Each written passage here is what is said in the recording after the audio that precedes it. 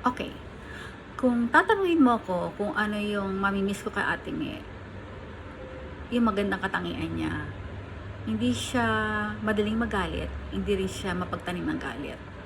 Mapagbiro siya sa aming magkakapatid.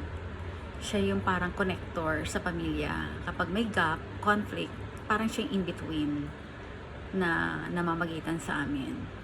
Tapos, malambing din siya in a way. Siya nag-remind ng mga birthday celebrant sa akin. And siya rin na nag-remind kung anong kailangan sa bahay. Mamimiss ko siya dahil siya ang finance secretary ko. Nag-handle ng mga bills ko tsaka budget. Tapos, si Ate May, matyagang makinig sa kwento. Pag nag-video call kami, siya lang naman nakikipagkwentuhan sa akin. Kaya panay ang kwentuhan namin. O kaya sa mga messages, nagkukwento ako, sasagot yan. Pag hindi nakakapag-message yan, magsasabi rin siya na busy lang, sorry son, pasensya ka na, busy lang. Pero magme-message din siya. Tapos si Ate May, kahit bigyan mo yan ng lumang damit o handover, na-appreciate niya yun. Simple lang naman ang gusto niya ni mag-grocery, magkaisang bahay, mga apo-apo niya, panoorin. So, ganun na kasimple ang buhay ng magkakapatid na iiyak.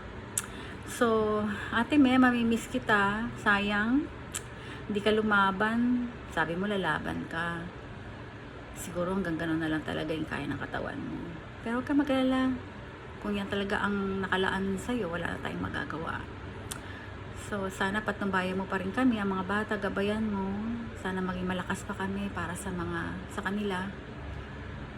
So, until we meet again, i-bless mo kami kay nanay at katatay. Ito mo kami pabayaan, ha? Salamat, love na love din kita. Sana parang panaginip lang, no? Pagising namin, wala na, back to normal. Ganun na ulit tayo. Tapos i-correct ko yung mga maling nagawa. Sige, salamat. I love you. Love na love din kita, Ate May. Ingat. Till we meet again. Bye-bye.